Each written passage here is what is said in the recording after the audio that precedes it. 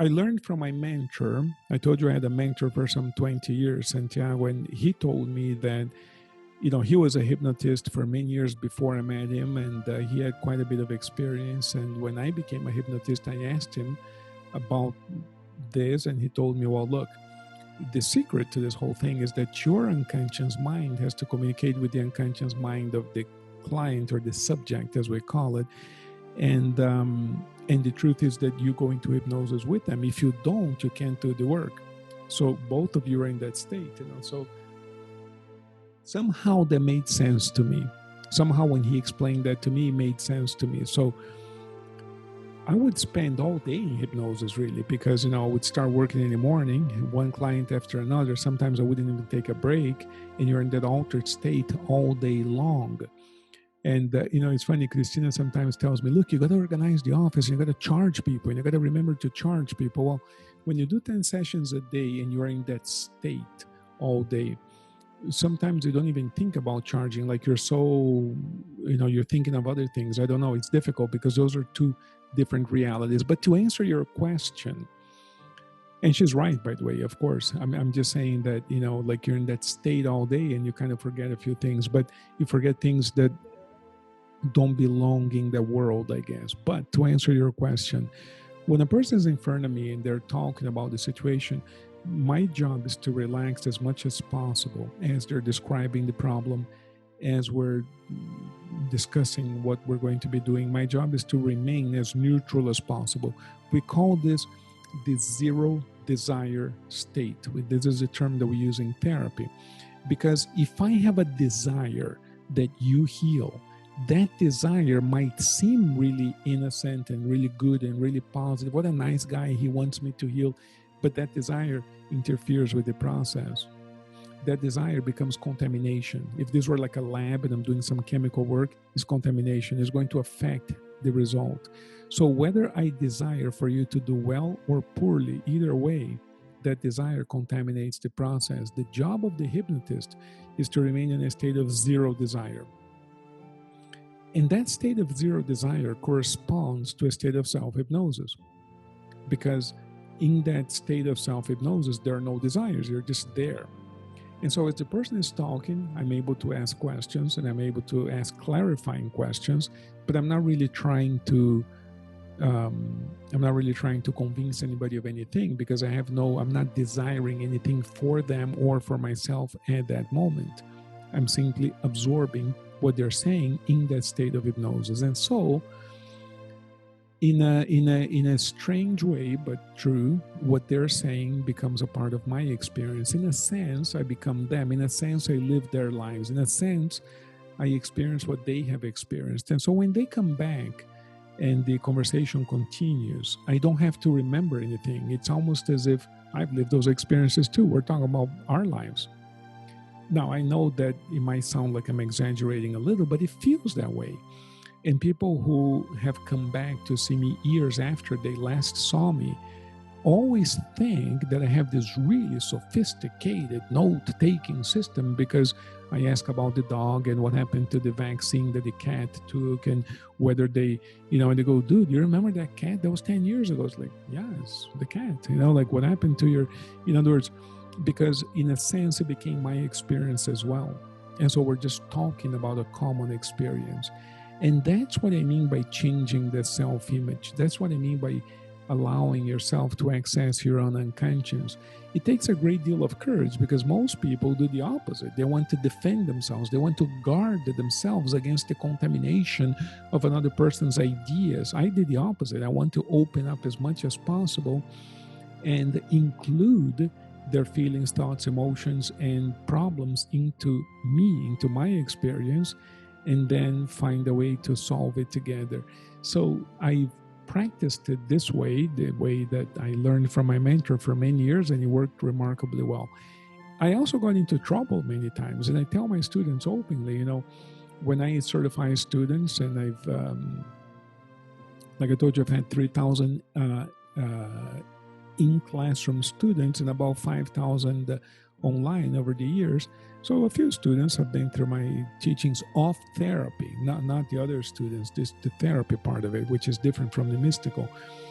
And I tell students openly, I said, look, I have made more mistakes than all of you for sure, because I've been doing this longer, and probably more mistakes than you ever make, because I'm more daring than most people, and I've experimented so much, and I've been extremely active in the field, but not just in terms of the number of sessions, also in terms of how much I would push the envelope and try to do amazing things. And so when you do that much and you push the boundaries of what can be done so much, of course, I make a ton of mistakes, and I made every mistake you can imagine. But of course, from all of that, we were able to learn quite a bit and able to help more people. So, and I'm saying this because whenever I would describe this methodology that I'm describing to you right now, Irene, in terms of, incorporating the person's experience into your experience, that kind of thing that you're asking about, because it really isn't a memory issue. It's more like, yeah, that's my experience as well. When I would describe this, like particularly in conferences to other professional hypnotists, I would always raise eyebrows, like, well, this is dangerous. This is not, you really don't want to do that, and people would tell me, no, you want to establish like a boundary. You want to be, and I would say, no, quite the opposite. We want to dissolve the boundary. That's what the true hypnotic experience is. And they would say, no, you want to establish a boundary. So this has been a point of contention in the profession way before my generation. Freud talked about this, and going back, way back when, this has always been whether you want to establish boundaries between therapist and client, or whether you want to dissolve the boundaries and have two human beings become one for a moment. So I don't know. I've worked with the second point of view, and it has produced some remarkable results and some problems as well, and from time to time, I know.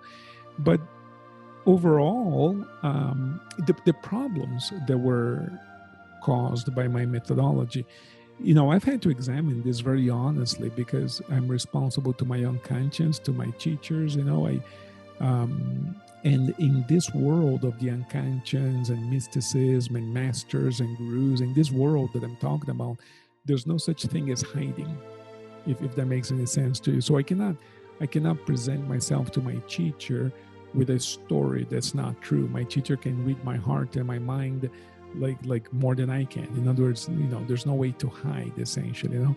So I've had to examine some of the mistakes and some of the problems that have occurred over the years, and ask myself the following question: did the hypothesis fail? In other words, is what I'm doing, is the problem with what I'm doing, or was the problem that I didn't do what I do? In other words, did I fail, or did the method fail?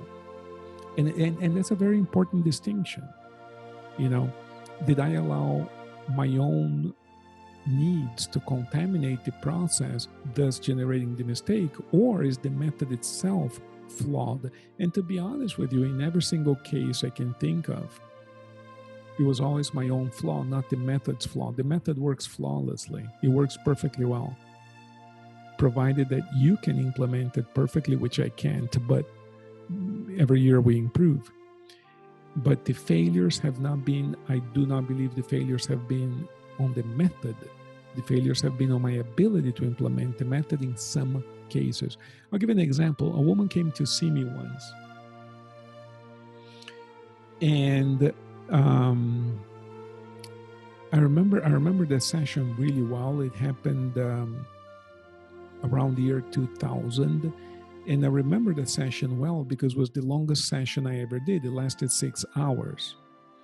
So she consumed a particular type of drug, and I've noticed that every time I worked with a person who consumed that kind of drug, the sessions would last minimally 3 hours. And eventually I realized that they would hypnotize me.